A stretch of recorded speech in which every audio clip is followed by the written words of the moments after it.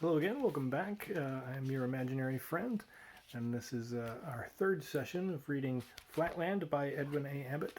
If you're new here and you haven't seen part one or part two, I'll put links to them up there. Now that I know how to do that, um, we're going to get into part two, Other Worlds, which begins with the quote, "O brave new worlds that have such people in them." Uh, and having skimmed ahead a little on this, I think we're a little more in the clear for some of the cringier sorts of things that we encountered in part one, because he's not talking about how things are in Flatland as much, which is where a lot of the questionable stuff seemed to be taking place. So we're going to jump right into section 13, How I Had a Vision of Lineland. It was the last day but one of the 1999th year of our era, and the first day of the long vacation. Having amused myself till a late hour with my favorite recreation of geometry, I had retired to rest with an unsolved problem in my mind. In the night, I had a dream.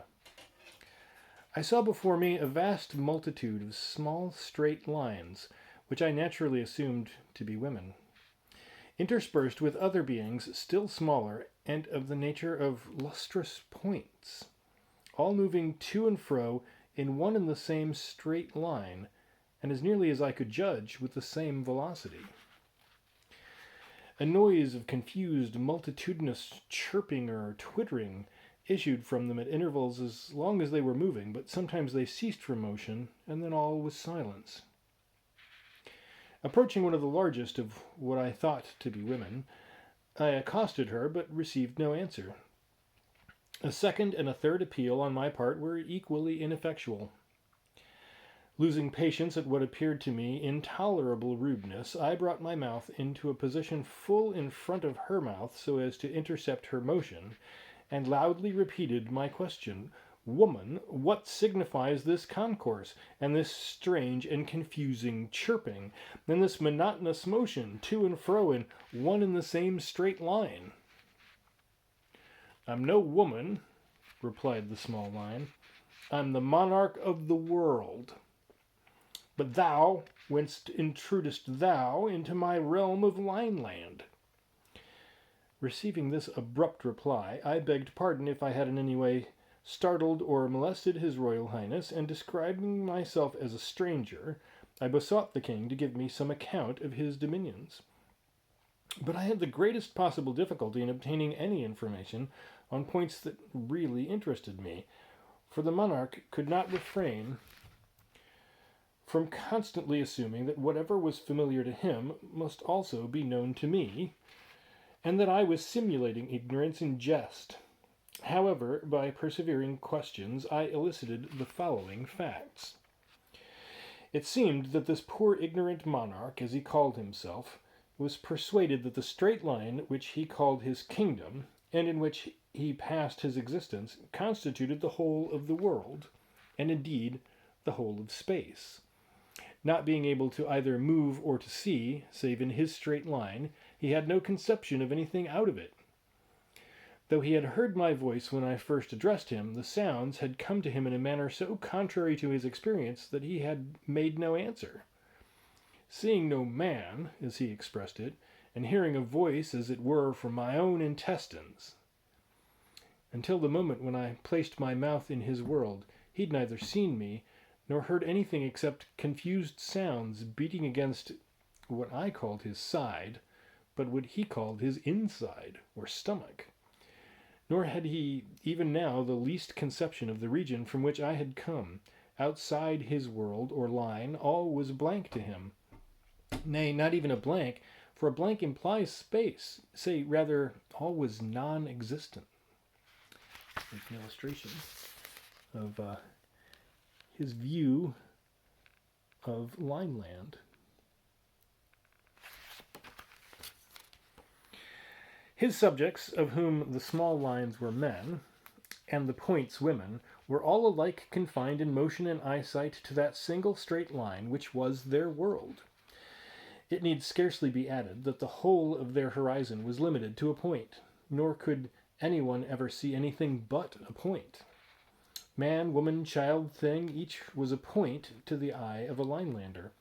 Only by the sound of the voice could sex or age be distinguished.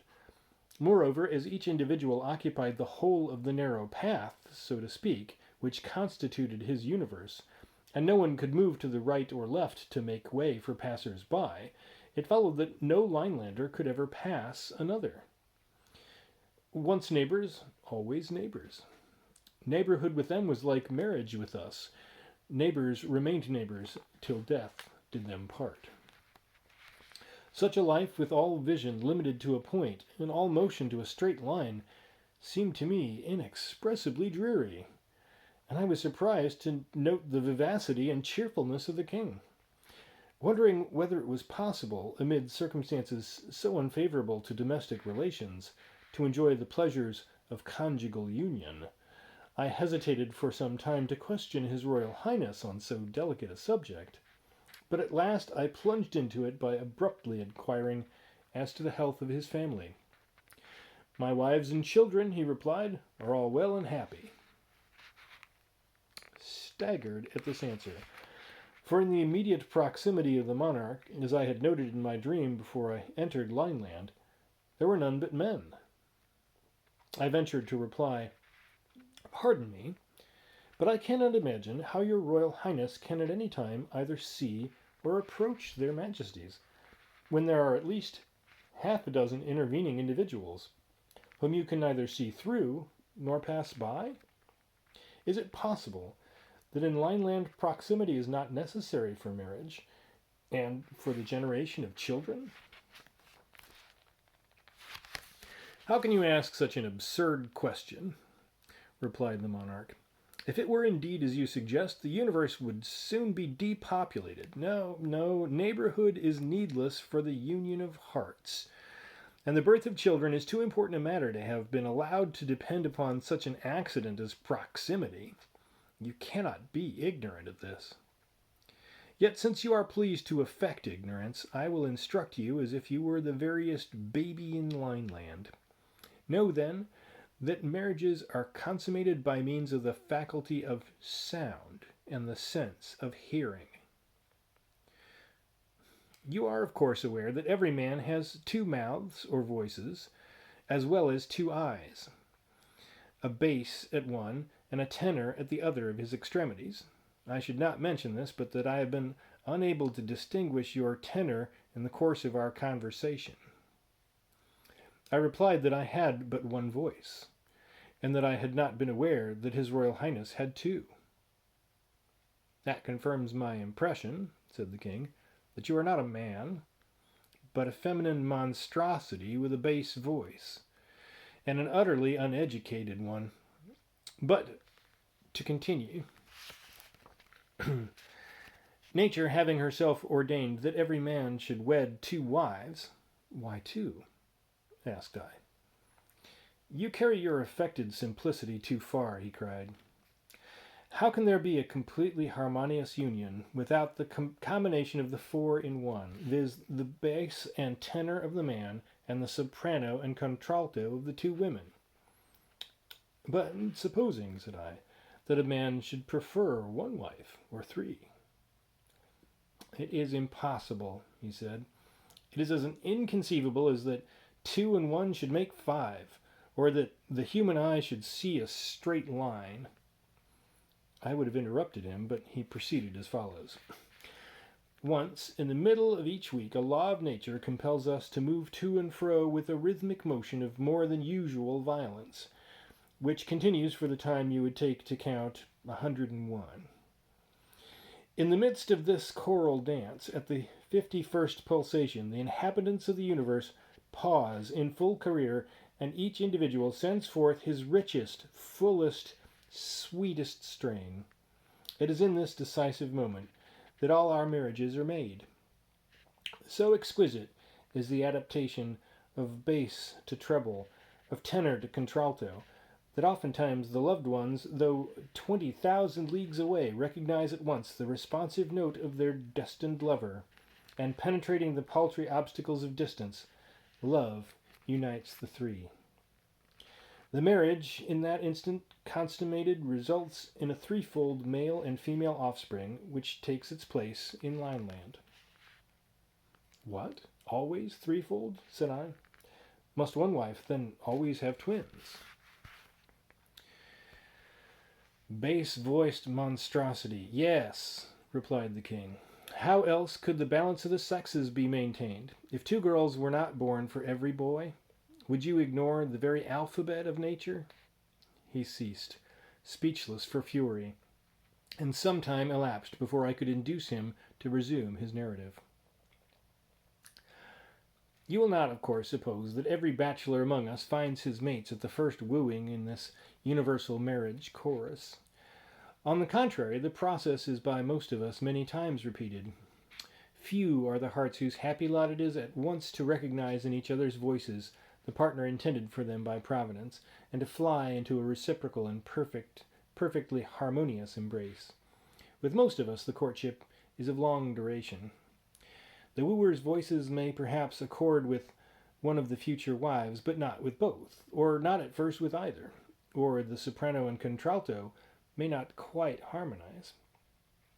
In such cases, nature has provided that every weekly chorus shall bring the three lovers into closer harmony. Each trial of voice, each fresh discovery of discord, almost imperceptibly induce the less perfect to modify his or her vocal utterance so as to approximate to the more perfect. And after many trials and many approximations, the result is at last achieved. There comes a day at last when, while the wonted marriage chorus goes forth from universal Lineland, the three far-off lovers suddenly find themselves in exact harmony, and before they are awake, the wedded triplet is wrapped vocally into a duplicate embrace, and nature rejoices over one more marriage and over three more births. Section 14. How I vainly tried to explain the nature of Flatland. Thinking that it was time to bring down the monarch from his raptures to the level of common sense, I determined to endeavor to open up to him some glimpses of the truth, that is to say, of the nature of things in Flatland. So I began thus. How does your Royal Highness distinguish the shapes and positions of his subjects?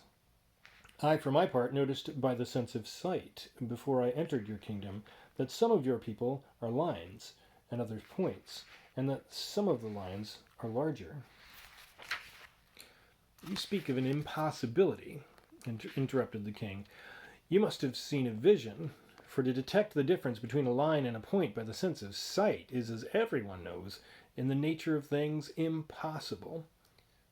But it can be detected by the sense of hearing, and by the same means any shape can be exactly ascertained. Behold me, I am a line, the longest in Lineland, over 6 inches of space. Of length, I ventured to suggest. Fool, said he, space is length. Interrupt me again, and I have done. I apologized, but he continued scornfully. Since you are impervious to argument, you shall hear with your ears how by means of my 2 voices I reveal my shape to my wives, who are at this moment 6,070 yards, 2 feet 8 inches away, the one to the north, the other to the south. Listen, I call to them. He chirruped, and then complacently continued. My wives at this moment receiving the sound of one of my voices, closely followed by the other, and perceiving that the latter reaches them after an interval in which sound can traverse 6.457 inches, infer that one of my mouths is 6.457 inches further from them than the other, and accordingly know my shape to be 6.457 inches. But you will of course understand that my wives do not make this calculation every time they hear my 2 voices. They made it once for all before we were married.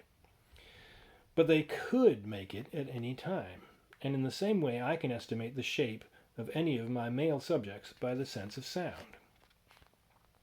But how, said I, if a man feigns a woman's voice with one of his 2 voices, or so disguises his southern voice that it cannot be recognized as the echo of the northern. May not such deceptions cause great inconvenience? And have you no means of checking frauds of this kind by commanding your neighboring subjects to feel one another? This, of course, was a very stupid question, for feeling could not have answered the purpose. But I asked with the view of irritating the monarch, and I succeeded perfectly. "What?" cried he in horror. "Explain your meaning." "Feel, touch, come into contact," I replied. "If you mean by feeling," said the king, "approaching so close as to leave no space between two individuals, know, stranger, that this offense is punishable in my dominions by death. And the reason is obvious. The frail form of a woman, being liable to shatter by such an approximation, must be preserved by the state. But since women cannot be distinguished by the sense of sight from men, the law ordains universally that neither man nor woman shall be approached so closely as to destroy the interval between the approximator and the approximated. And indeed, what possible purpose would be served by this illegal and unnatural excess of approximation which you call touching, when all the ends of so brutal and coarse a process are attained at once more easily and more exactly by the sense of hearing? As to your suggested danger of deception, it is non-existent, for the voice, being the essence of one's being, cannot be thus changed at will. But come, suppose that I had the power of passing through solid things, so that I could penetrate my subjects, one after another, even to the number of 1,000,000,000, verifying the size and distance of each by the sense of feeling. How much time and energy would be wasted in this clumsy and inaccurate method, whereas now in one moment of audition I take as it were the census and statistics, local, corporeal, mental, and spiritual, of every living being in Lineland. Hark, only hark." So saying, he paused and listened, as if in an ecstasy, to a sound which seemed to me no better than a tiny chirping from an innumerable multitude of Lilliputian grasshoppers. "Truly," replied I, "your sense of hearing serves you in good stead, and fills up many of your deficiencies. But permit me to point out that your life in Lineland must be deplorably dull. To see nothing but a point, not even to be able to contemplate a straight line, nay, not even to know what a straight line is. To see, yet be cut off from those linear prospects which are vouchsafed to us in Flatland. Better surely to have no sense of sight at all than to see so little. I grant you I have not your discriminative faculty of hearing, for the concert of all Lineland, which gives you such intense pleasure, is to me no better than a multitudinous twittering or chirping. But at least I can discern by sight a line from a point, and let me prove it. Just before I came into your kingdom, I saw you dancing from left to right, and then from right to left, with 7 men and a woman in your immediate proximity on the left, and 8 men and 2 women on your right. Is not this correct?" "It is correct," said the king, "so far as the numbers and sexes are concerned, though I know not what you mean by right and left. But I deny that you saw these things, for how could you see the line, that is to say, the inside of any man? But you must have heard these things, and then dreamed that you saw them. And let me ask what you mean by those words left and right. I suppose it is your way of saying northward and southward." "Not so," replied I. "Besides your motion of northward and southward, there is another motion which I call from right to left." "Exhibit to me, if you please, this motion from left to right." "Nay, that I cannot do, unless you could step out of your line altogether." "Out of my line? Do you mean out of the world? Out of space?" "Well, yes, out of your world, out of your space. For your space is not the true space. True space is a plane, but your space is only a line." If you cannot indicate this motion from left to right by yourself moving in it, then I beg you to describe it to me in words. If you cannot tell your right side from your left, I fear that no words of mine can make my meaning clear to you. But surely you cannot be ignorant of so simple a distinction. I do not in the least understand you. Alas, how shall I make it clear? When you move straight on, does it not sometimes occur to you that you could move in some other way, turning your eye round so as to look in the direction toward which your side is now fronting? In other words, instead of always moving in the direction of one of your extremities, do you never feel a desire to move in the direction, so to speak, of your side? Never? And what do you mean? How can a man's inside front in any direction? Or how can a man move in the direction of his insides? Well then, since words cannot explain the matter, I will try deeds, and will move gradually out of Lineland in the direction which I desire to indicate to you. At the word, I began to move my body out of Lineland. As long as any part of me remained in his dominion and in his view, the king kept exclaiming, I see you still, you're not moving. But when I had at last moved out of his line, he cried in his shrillest voice, She's vanished, she's dead. I am not dead, replied I. I am simply out of Lineland, that is to say, out of the straight line which you call space, and in the true space where I can see things as they are. And at this moment, I can see your line, or side, or inside, as you are pleased to call it, and I can see also the men and women on the north and south of you, whom I will now enumerate, describing their order, their size, and the interval between each. When I had done this at great length, I cried triumphantly, Does that at last convince you? And with that, I once more entered Lineland, taking up the same position as before. There's an illustration of him as he moves out of Lineland.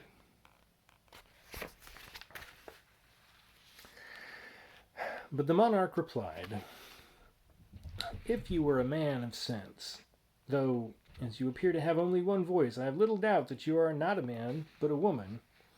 But if you had a particle of sense, you would listen to reason. You ask me to believe that there is another line besides that which my senses indicate, and another motion besides that of which I am daily conscious. I in return ask you to describe in words or indicate by motion that other line of which you speak. Instead of moving, you merely exercise some magic art of vanishing and returning to sight. And instead of any lucid description of your new world, you simply tell me the numbers and sizes of some 40 of my retinue, facts known to any child in my capital. Can anything be more irrational or audacious? Acknowledge your folly or depart from my dominion. Furious at his perversity, and especially indignant that he professed to be ignorant of my sex, I retorted in no measured terms, Besotted being! You think yourself the perfection of existence, while you are in reality the most imperfect and imbecile. You profess to see, whereas you can see nothing but a point. You plume yourself on inferring the existence of a straight line, but I can see straight lines, and infer the existence of angles, triangles, squares, pentagons, hexagons, and even circles. Why waste more words? Suffice it that I am the completion of your incomplete self. You're a line, but I am a line of lines, called in my country a square. And even I, infinitely superior though I am to you, am of little account among the great nobles of Flatland, whence I am come to visit you in the hope of enlightening your ignorance. Hearing these words, the king advanced towards me with a menacing cry, as if to pierce me through the diagonal, and in that same moment there arose from myriads of his subjects a multitudinous war cry, increasing in vehemence, till at last methought it rivaled the roar of an army of 100,000 isosceles, and the artillery of 1,000 pentagons. Spellbound and motionless, I could neither speak nor move to avert the impending destruction. And still the noise grew louder, and the king came closer, when I awoke to find the breakfast bell recalling me to the realities of Flatland. Section 15, concerning a stranger from Spaceland. From dreams, I proceed to facts. It was the last day of the 1999th year of our era. The pattering of the rain had long ago announced nightfall, and I was sitting, and there's a footnote there I'll come back to, in the company of my wife, musing on the events of the past and the prospects of the coming year, the coming century, the coming millennium. The footnote.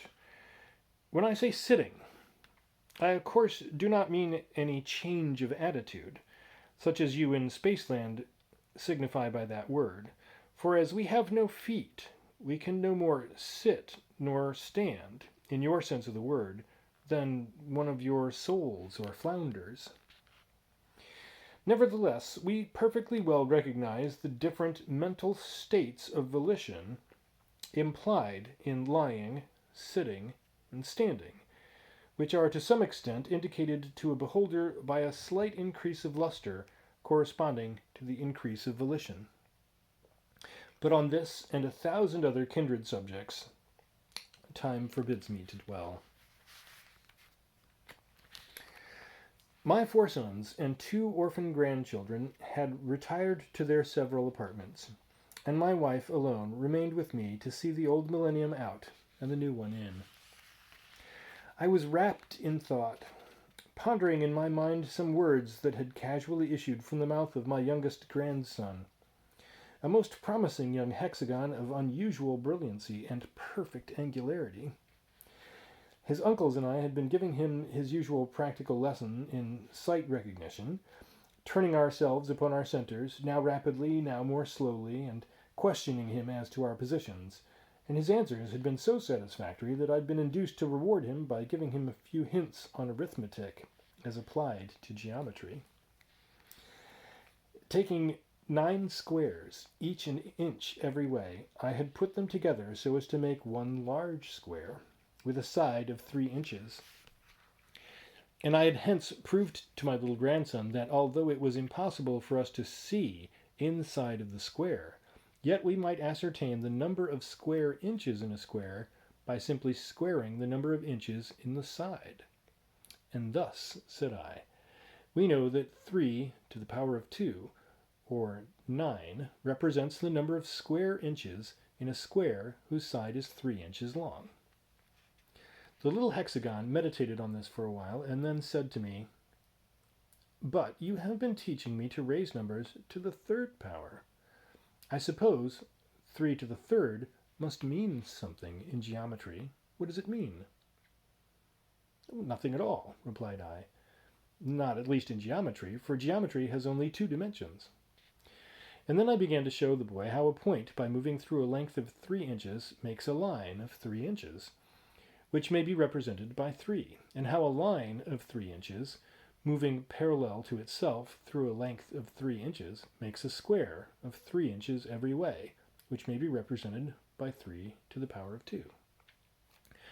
Upon this, my grandson, again returning to his former suggestion, took me up rather suddenly and exclaimed, "Well then, if a point by moving 3 inches makes a line of 3 inches represented by 3, and if a straight line of 3 inches, moving parallel to itself, makes a square of 3 inches every way, represented by 3 to the power of 2, it must be that a square of 3 inches every way, moving somehow parallel to itself, but I don't see how, must make something else, but I don't see what, of 3 inches every way, and this must be represented by 3 to the 3rd power." "Go to bed," said I, a little ruffled at this interruption. "If you would talk less nonsense, you would remember more sense." So my grandson had disappeared in disgrace, and there I sat by my wife's side, endeavoring to form a retrospect on the year 1999, and of the possibilities of the year 2000, but not quite able to shake off the thoughts suggested by the prattle of my bright little hexagon. Only a few sands now remained in the half-hour glass. Rousing myself from my reverie, I turned the glass northward for the last time in the old millennium. And in the act, I exclaimed aloud, "The boy is a fool." Straightway I became conscious of a presence in the room, and a chilling breath thrilled through my very being. "He's no such thing," cried my wife, "and you are breaking the commandments in this dishonoring of your own grandson." But I took no notice of her. Looking round in every direction, I could see nothing, yet still I felt a presence, and shivered as the cold whisper came again. I started up. "What is the matter?" said my wife. "There's no draught. What are you looking for?" "There's nothing." There was nothing, and I resumed my seat, again exclaiming, "The boy is a fool, I say. 3 to the power of 3 can have no meaning in geometry." At once there came a distinctly audible reply. "The boy is not a fool, and 3 to the 3rd power has an obvious geometrical meaning." My wife, as well as myself, heard the words, although she did not understand their meaning, and both of us sprang forward in the direction of the sound.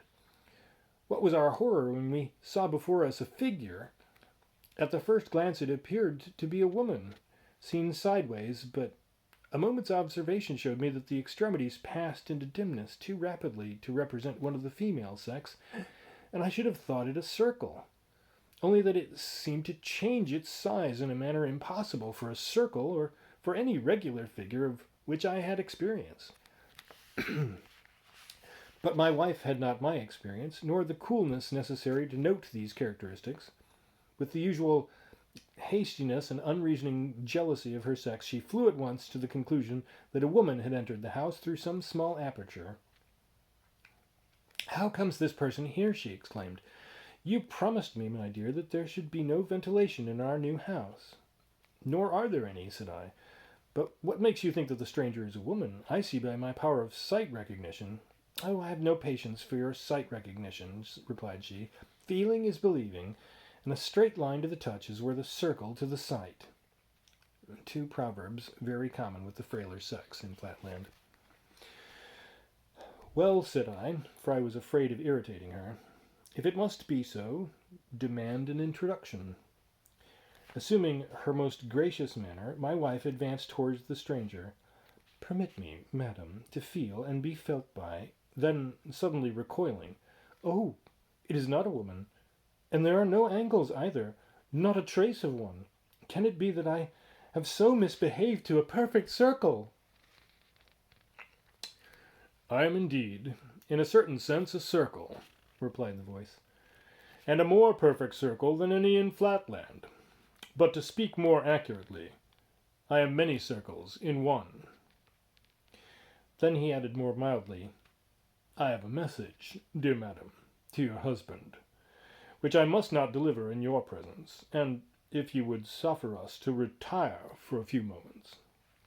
But my wife would not listen to the proposal that our august visitor should so incommode himself, and assuring the circle that the hour of her own retirement had long passed, with many reiterated apologies for her recent indiscretion, she at last retreated to her apartment. I glanced at the half-hour glass. The last sands had fallen. The 3rd millennium had begun. Section 16. How the stranger vainly endeavored to reveal to me in words the mysteries of Spaceland. As soon as the sound of the peace cry of my departing wife had died away, I began to approach the stranger with the intention of taking a nearer view, and of bidding him be seated. But his appearance struck me dumb and motionless with astonishment. Without the slightest symptoms of angularity, he nevertheless varied every instant, with gradations of size and brightness scarcely possible for any figure within the scope of my experience.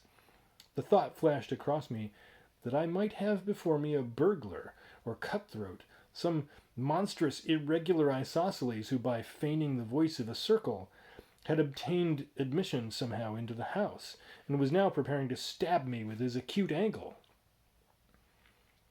In a sitting room, the absence of fog, and the season happened to be remarkably dry, made it difficult for me to trust to sight recognition, especially at the short distance at which I was standing. Desperate with fear, I rushed forward with an unceremonious, "You must permit me, sir," and felt him. My wife was right. There was not the trace of an angle, not the slightest roughness or inequality. Never in my life had I met with a more perfect circle. He remained motionless while I walked round him, beginning from his eye and returning to it again. Circular he was throughout, a perfectly satisfactory circle. There could not be a doubt of it. Then followed a dialogue, which I will endeavour to set down as near as I can recollect it, omitting only some of my profuse apologies, for I was covered with shame and humiliation that I, a square, should have been guilty of the impertinence of feeling a circle. It was commenced by the stranger with some impatience at the lengthiness of my introductory process. "Have you felt me enough by this time? Are you not introduced to me yet?" "Most illustrious sir, excuse my awkwardness, which arises not from ignorance of the usages of polite society, but from a little surprise and nervousness consequent on this somewhat unexpected visit. And I beseech you to reveal my indiscretion to no one, and especially not to my wife. But before your lordship enters into further communications, would he deign to satisfy the curiosity of one who would gladly know whence his visitor came?" "From space. From space, sir. Whence else?" "Pardon me, my lord, but is not your lordship already in space? Your lordship and his humble servant, even at this moment?" "What do you know of space? Define space." "Space, my lord, is height and breadth indefinitely prolonged." "Exactly. You see, you do not even know what space is. You think it is of 2 dimensions only, but I have come to announce to you a third: height, breadth, and length." "Your lordship is pleased to be merry. We also speak of length and height, or breadth and thickness, thus denoting 2 dimensions by 4 names. But I mean not only 3 names, but 3 dimensions." "Would your lordship indicate or explain to me in what direction is the 3rd dimension, unknown to me?" "I came from it. It is up above and down below." "My lord means seemingly that it is northward and southward?" "I mean nothing of the kind. I mean a direction in which you cannot look, because you have no eye in your side." "Pardon me, my lord. A moment's inspection will convince your lordship that I have a perfect luminary at the juncture of 2 of my sides." "Yes, but in order to see into space you ought to have an eye, not on your perimeter, but on your side. That is, on what you would probably call your inside. But we in Spaceland should call it your side." "An eye in my inside? An eye in my stomach? Your lordship jests." "I'm in no jesting humor.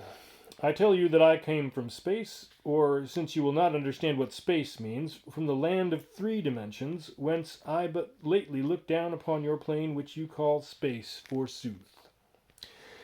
From that position of advantage I discerned all that you speak of as solid, by which you mean enclosed on 4 sides. Your houses, your churches, your very chests and safes, yes, even your insides and stomach, all lying open and exposed to my view." "Such assertions are easily made, my lord." "But not easily proved, you mean. But I mean to prove mine. When I descended here, I saw your 4 sons, the Pentagons, in each of his apartment, and your 2 grandsons, the Hexagons.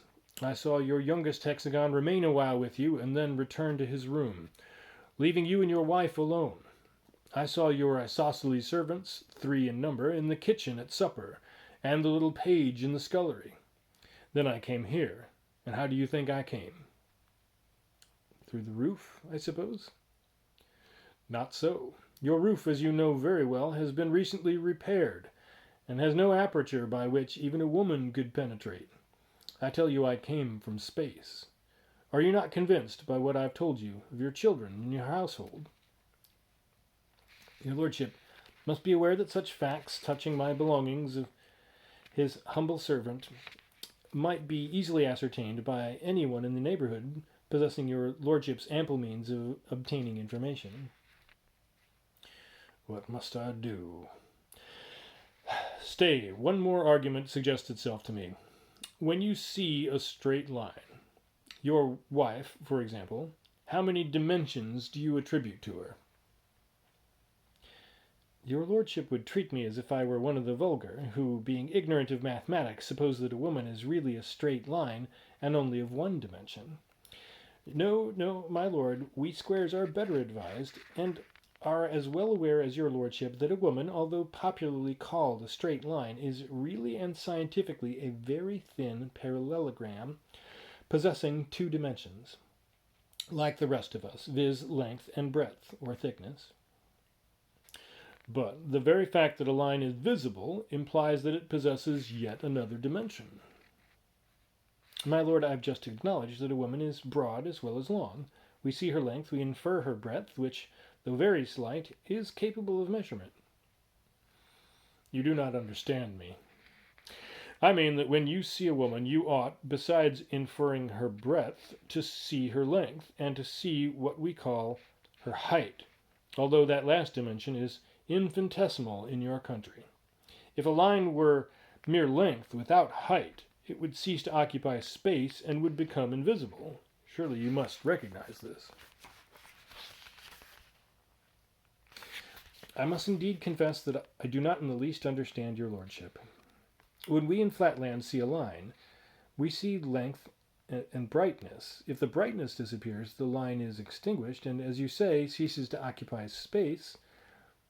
But am I to suppose that your lordship gives to brightness the title of a dimension, and that what we call bright you call high? No, indeed. By height I mean a dimension, like your length, only with you, height is not so easily perceptible, being extremely small. My lord, your assertion is easily put to the test. You say I have a third dimension, which you call height. Now, dimension implies direction and measurement. Do but measure my height, or merely indicate to me the direction in which my height extends, and I will become your convert. Otherwise, your lordship's own understanding must hold me excused. I can do neither. How shall I convince him? Surely a plain statement of facts followed by ocular demonstration ought to suffice. Now, sir, listen to me. You are living on a plain. What you style flatland is the vast level surface of what I may call a fluid, on or in the top of which you and your countrymen move about without rising above it or falling below it. I am not a plane figure, but a solid.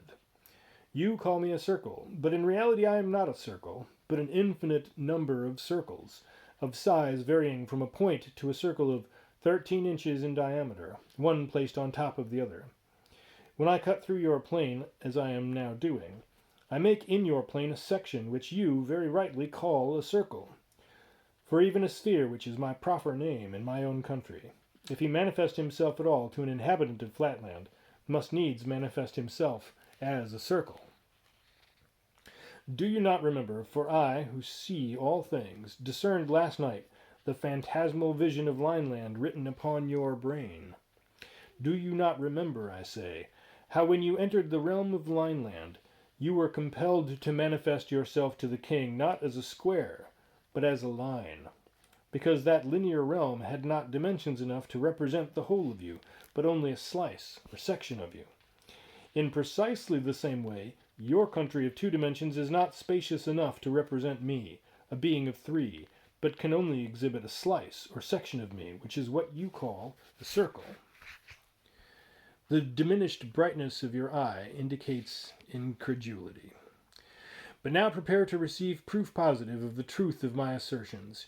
You cannot indeed see more than one of my sections or circles at a time, for you have no power to raise your eye out of the plane of Flatland, but you can at least see that as I rise in space, so my sections become smaller. See now, I will rise, and the effect upon your eye will be that my circle will become smaller and smaller, till it dwindles to a point and finally vanishes. There's an illustration.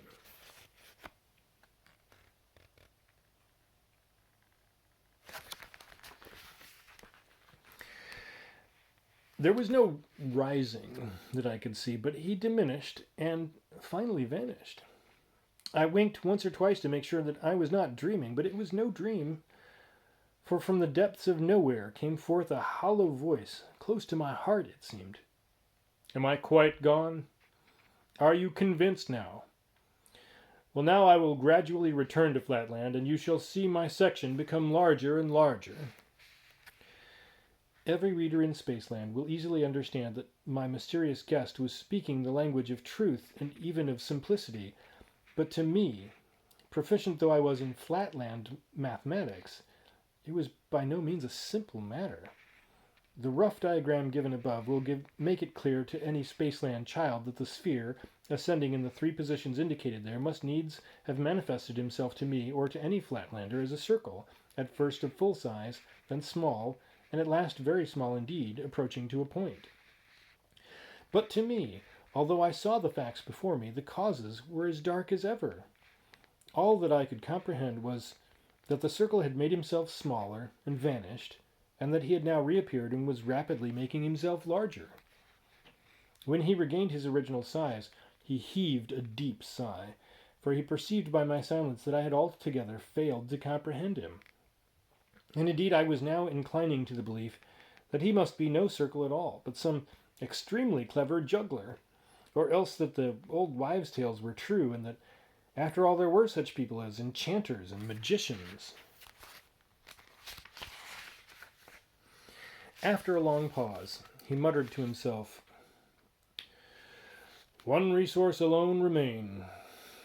If I am not to resort to action, I must try the method of analogy." Then followed a still longer silence, after which he continued our dialogue.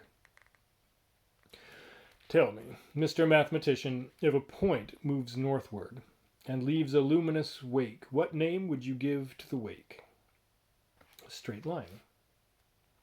"And a straight line has how many extremities?" "Two." Now conceive the northward straight line moving parallel to itself, east and west, so that every point in it leaves behind it the wake of a straight line.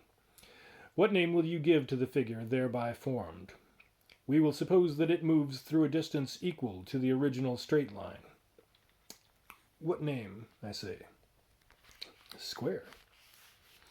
And how many sides has a square? How many angles? 4 sides and 4 angles. Now, stretch your imagination a little, and conceive a square in Flatland, moving parallel to itself, upward. What? Northward? No, not northward, upward, out of Flatland altogether. If it moved northward, the southern points in the square would have to move through the positions previously occupied by the northern points, but that is not my meaning.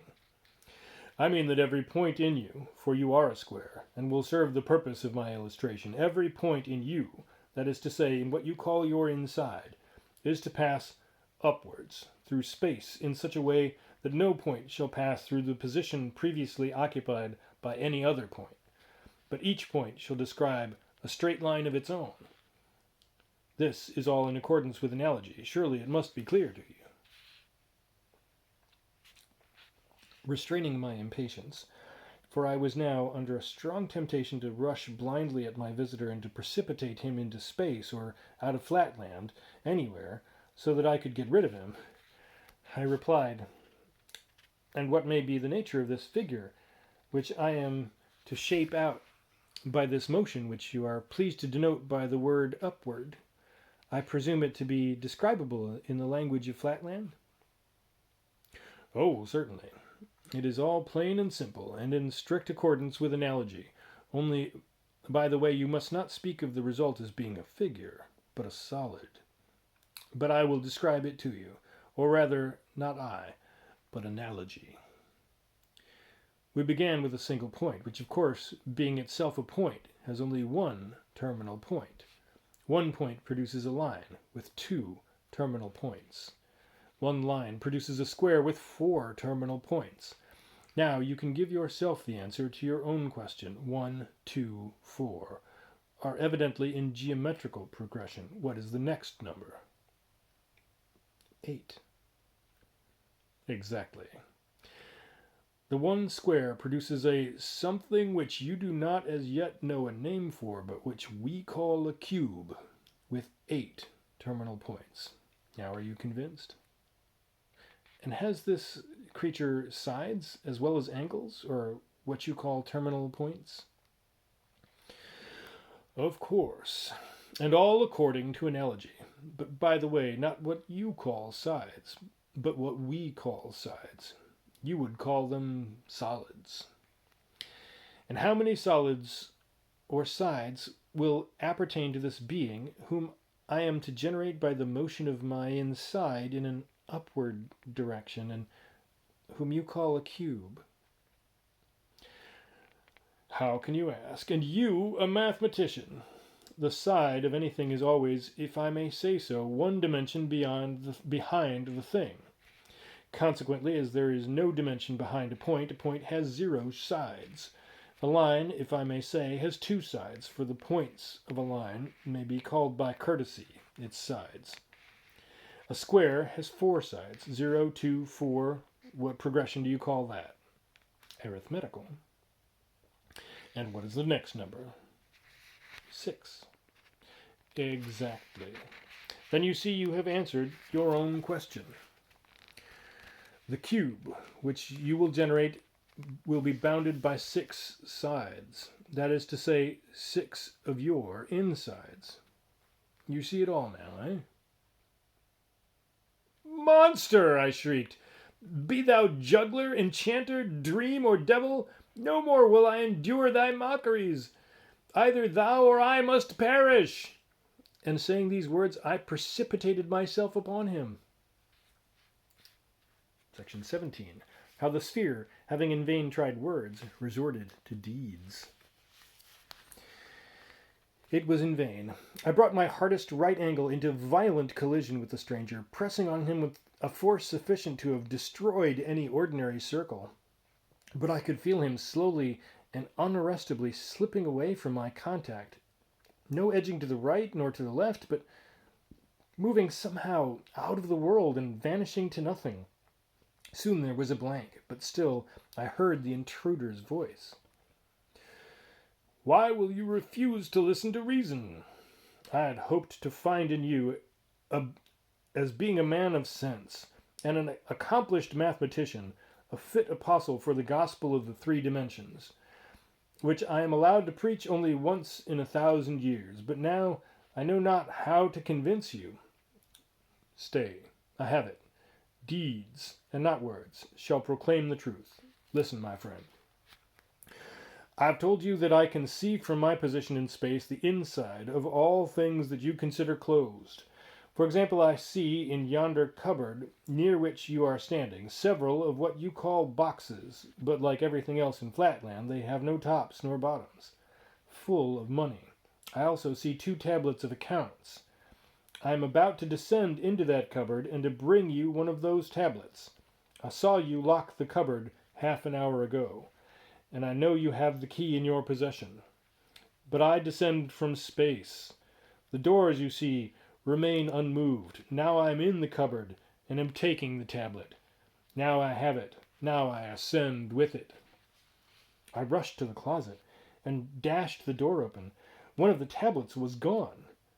With a mocking laugh, the stranger appeared in the other corner of the room, and at the same time the tablet appeared upon the floor. I took it up. There could be no doubt it was the missing tablet. I groaned with horror, doubting whether I was I'm not out of my senses. But the stranger continued. Surely, you must now see that my explanation, and no other, suits the phenomena. What you call solid things are really superficial. What you call space is really nothing but a great plain. I am in space, and look down upon the insides of the things of which you only see the outsides. You could leave this plane yourself, if you could but summon up the necessary volition. A slight upward or downward motion would enable you to see all that I can see. The higher I mount, and the further I go from your plane, the more I can see, though of course I see it on a smaller scale. For example, I am ascending, now I can see your neighbor, the hexagon, and his family in their several apartments. Now I see the inside of the theater, 10 doors off, from which the audience is only just departing, and on the other side a circle in his study, sitting at his books. Now I shall come back to you, and as a crowning proof, what do you say to my giving you a touch? Just the least touch, in your stomach. I will not seriously injure you, and the slight pain you may suffer cannot be compared with the mental benefit you will receive. Before I could utter a word of remonstrance, I felt a shooting pain in my inside, and a demoniacal laugh seemed to issue from within me. A moment afterwards, the sharp agony had ceased, leaving nothing but a dull ache behind, and the stranger began to reappear, saying, as he gradually increased in size, "There, I've not hurt you much, have I? If you are not convinced now, I don't know what will convince you. What say you?" My resolution was taken. It seemed intolerable that I should endure existence subject to the arbitrary visitations of a magician who could thus play tricks with one's very stomach. If only I could in any way manage to pin him against the wall till help came. Once more I dashed my hardest angle against him, at the same time alarming the whole household by my cries for aid. I believed at the moment of my onset the stranger had sunk below our plane, and really found difficulty in rising. In any case, he remained motionless, while I, hearing as I thought the sound of some help approaching, pressed against him with redoubled vigor, and continued to shout for assistance. A convulsive shudder ran through the sphere. "This must not be," I thought I heard him say. "Either he must listen to reason, or I must have recourse to the last resource of civilization." Then, addressing me in a louder tone, he hurriedly exclaimed, "Listen, no stranger must witness what you have witnessed. Send your wife back at once, before she enters the apartment. The gospel of 3 dimensions must not be thus frustrated. Not thus must the fruits of 1,000 years of waiting be thrown away. I hear her coming. Back, back, away from me, or you must go with me, whither you know not, into the land of 3 dimensions." "Fool! Madman! Irregular!" I exclaimed. "Never will I release thee. Thou shalt pay the penalty of thine impostures." "Ha! Is it come to this?" thundered the stranger. "Then meet your fate. Out of your plane you go. Once, twice, thrice, 'tis done!" That's as far as we're going today. Next time, we'll be starting up with section 15. And I'll try not to drop my phone.